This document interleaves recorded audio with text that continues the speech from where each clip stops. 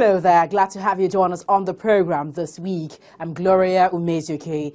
Now, safeguarding the sovereign, independent and territorial integrity of the nation is the central pillar of Nigeria's security policy.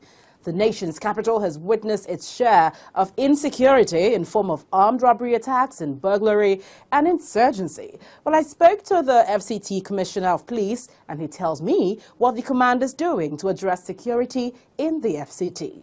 But up ahead, the Nigerian police force has assured Nigerians that it is on top of the security situation in the country as the nation prepares for the 2015 general election in the first quarter of 2015. Take a listen.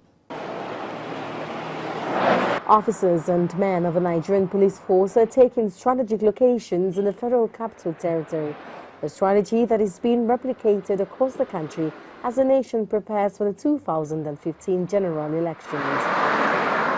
The election is over 4 months away, and the police believe the early preparation will forestall any possible breakdown in law and order. We've got enough men and materials on ground, properly prepared and positioned to make sure no untoward event happen. And the nation already knows, all of us know that there will be 2015 election. Long before now, we've put all our strategies in place for the elections and for all the forthcoming festivities. There are major events. So the police are fully on ground, both on the air, on land, and even in waters. If you recall, a few days ago, our officers were able to catch some pirates in Ibuno, in Akwa Ibom State. And also, a few days ago, some men who tried to disrupt traffic along somewhere in Akwa Ibom with some explosives. They were arrested by the police. So we are always prepared. We go ahead of them. The security strategy by the police is taking the present security situation in the northeast into recognition. Mr. Ojukwu explained that the force is not making arbitrary arrests of suspected members of the Boko Haram sect. Investigation of terror is painstaking. It's rigorous. A lot of things have to be factored into it. So the ones we have concluded investigation, we've taken the case files to the appropriate quarters, which this case is the Ministry of Justice. They will vet and give us advice on what to do. And those, in concert with them, we've taken some to court. Some more are going to face criminal charges in our courts. They take some time, and we're working on them. The bottom line is that nobody that commits offense against this country will go scot-free. While assuring Nigerians of its resolve to continue to ensure the security of lives and property, the Nigerian police forces urged Nigerians to do their best, as security is no longer the business of the security agencies alone.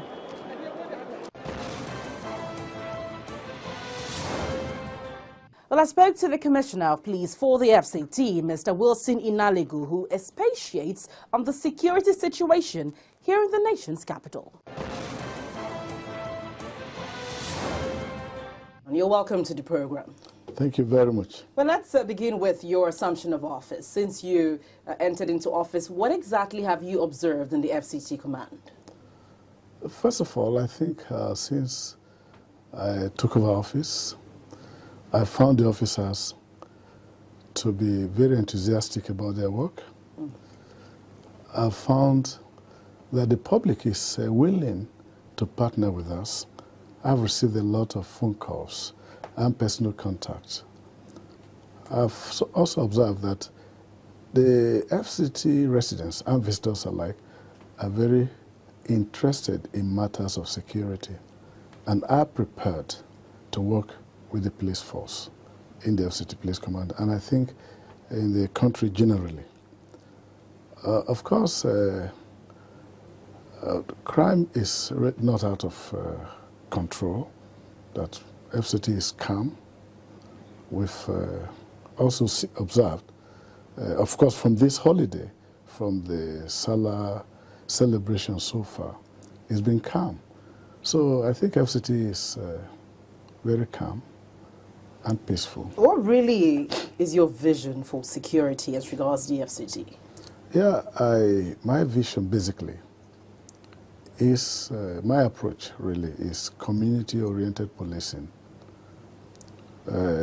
Seeing the public as a treasure that we can take, that we can, tap into about that we can't be everywhere and every time.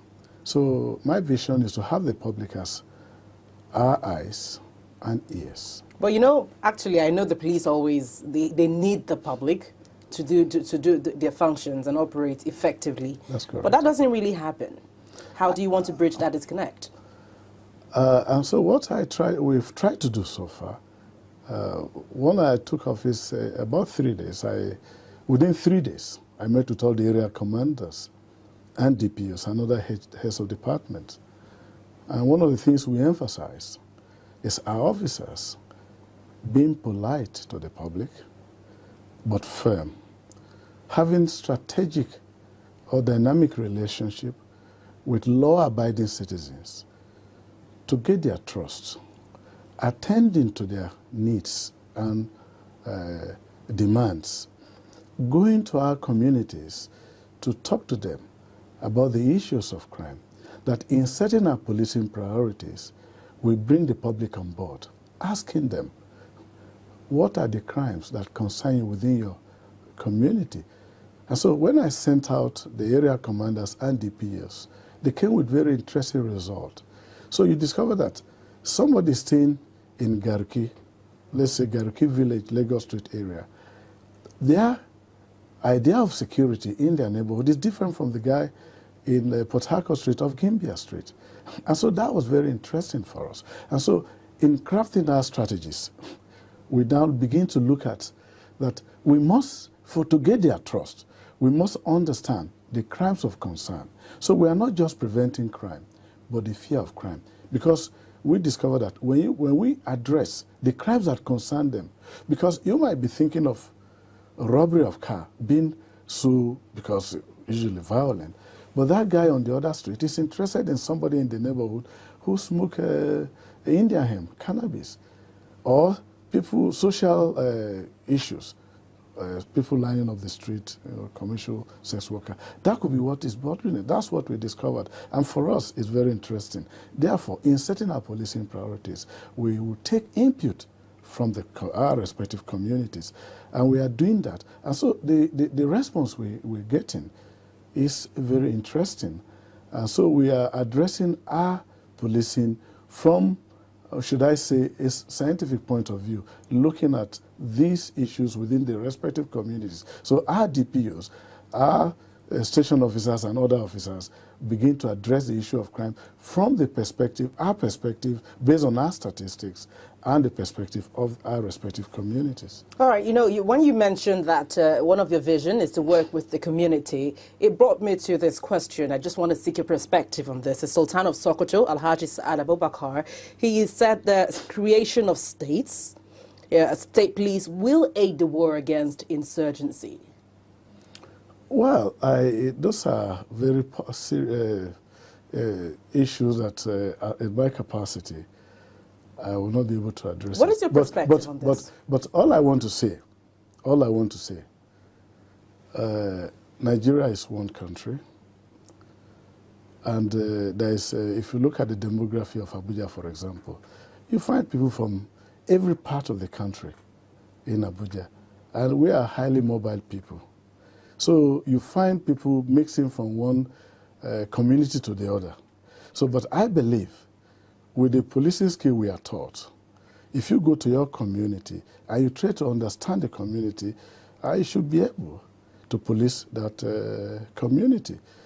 All I want to say is that we are interested in evolving, which is what we're already practicing, that connecting with our communities, because if you have that strategic relationship with our respective communities, you should be able to address their policing needs, because for policing concerns every person.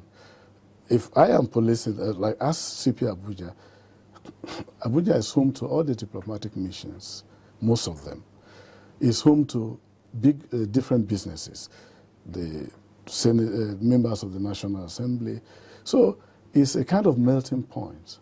And so in policing, you've got to understand the basic concept of policing, which is basic policing, being present in the communities, being visible, having patrols that you stop to talk to different people in the community, having community contact. Because when you have community contact, you begin to develop a relationship with your immediate community. They begin to trust you. But that doesn't happen. That doesn't happen. I think, if you have gone out recently, I invite you to drive out one of these evenings.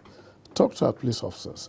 One of the things we are doing, that when you're on patrol, stop, talk to people, ask them how they are doing, ask them how they feel about their general area. Somebody comes to you for direction, you should be able to take time off and talk to the person. Maybe I should say the fear is always there, sir. Yeah, I think you've got to trust your place. Because, of course, I talked about having a dynamic relationship with law-abiding citizens.